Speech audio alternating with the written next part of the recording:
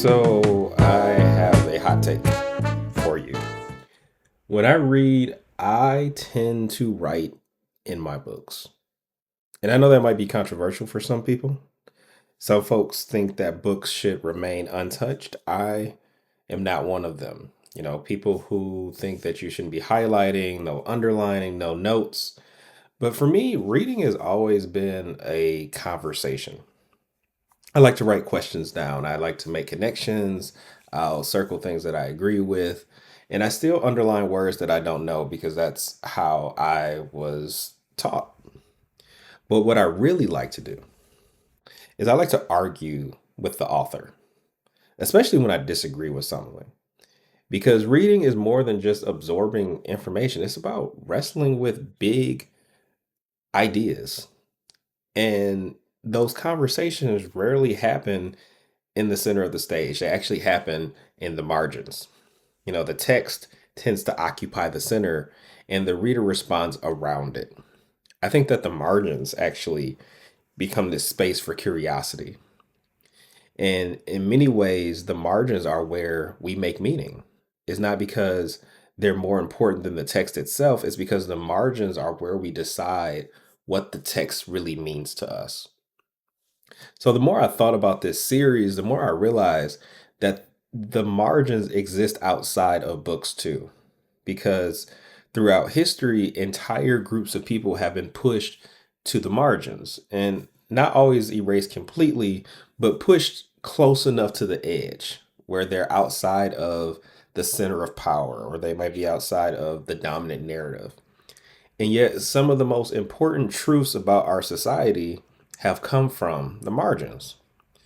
These are from people who saw things differently because they experienced the world differently, or their stories were challenged when everyone else accepted this as normal.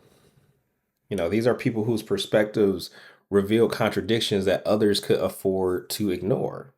And that's especially true of Black stories. Black stories have made people uncomfortable and it complicates simplified narratives. Because when we're talking about Black stories, we're talking about so much more than just representation. Matter of fact, we're talking about memory and perspective. For me, storytelling coming from a family of grandiose talkers. That is a polite way of saying you're probably lying. But people who are able to paint a picture to pull you in, the plot is so thick that you're like, oh my God, I had to be there. And even in a more simplified version, I never had a chance to meet my great grandfather, but the way my grandmother described him, it was almost like one of those big fish type stories where, he was taller than the house. And that's what stuck with me because, Black stories, when we talk about Black stories, we're talking about the ability to understand a society through the eyes of people who have experienced it differently. And I think far too often the conversations about Black stories really get reduced to a question of inclusion. You know, should these stories be on the shelf? But that question is too small. The real question is what do these stories help us to understand? Our stories have long served as records of experiences that were being ignored or being minimized. When you have folks like Zora Neale Hurston who preserve histories that would have otherwise been forgotten, or James Baldwin who challenged myths that made inequality seem natural. These are creators that gave language to experiences that many people have felt but struggled to describe. And that is why these stories matter. And what our society remembers shapes what it's willing to confront. And so I'm glad to be partnering with Color of Change on this because they are raising concerns about efforts to remove books by Black authors from our shelves. And the argument isn't just about access to books, because those are the physical, kind of tangible things that go in your hand. But this is really about access to knowledge.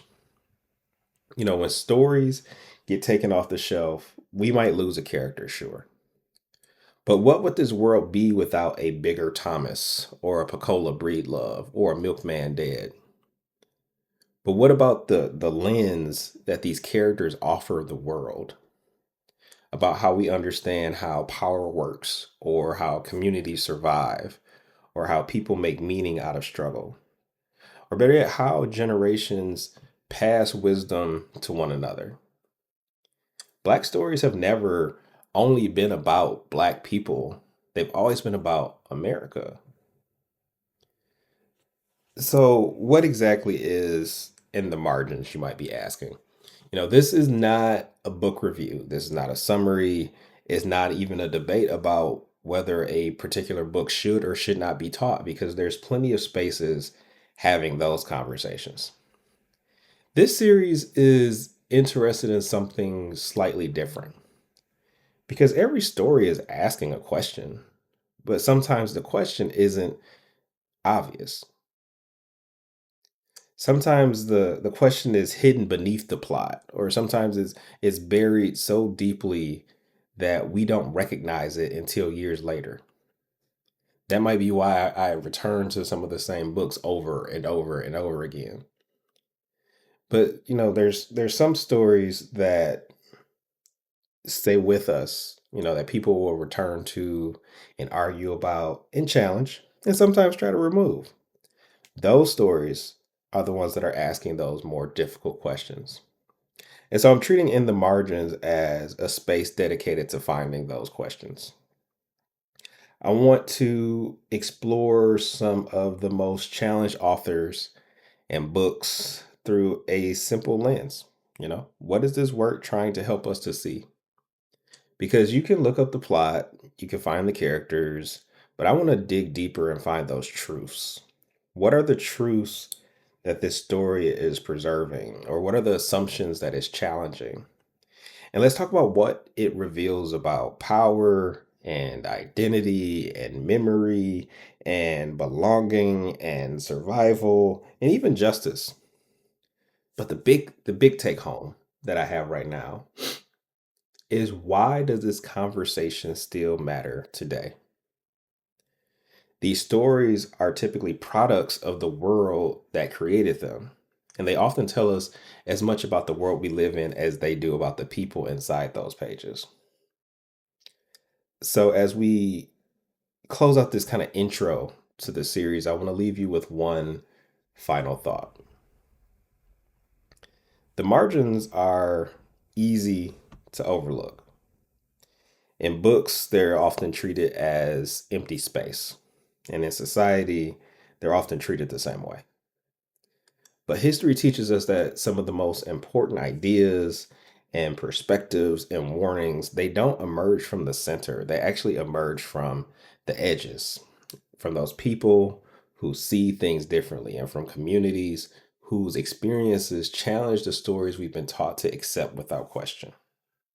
And that's why paying attention to the margins matter, not because the center has nothing to teach us, but because our understanding is incomplete when we only listen to voices that have always had the microphone. And when we lose those other voices, we lose ways to understand ourselves and each other. So I'm hoping that you will join me on this journey. Subscribe wherever you're listening. Make sure you're tuned into our social media so you know what to expect. That's at Equity Matters Media on Instagram and the same on YouTube. And share this episode with someone who loves stories and ideas and meaningful conversations. And if this conversation resonated with you, I invite you to connect with the broader Stop Silencing Black Stories campaign. You can find the link to that in the bio on any of my social media platforms. Make sure that you're following along on social media, join the conversation, and really help us to amplify the stories and perspectives and the voices that just far too often are getting pushed to the side. So I'd like to formally introduce you to In the Margins.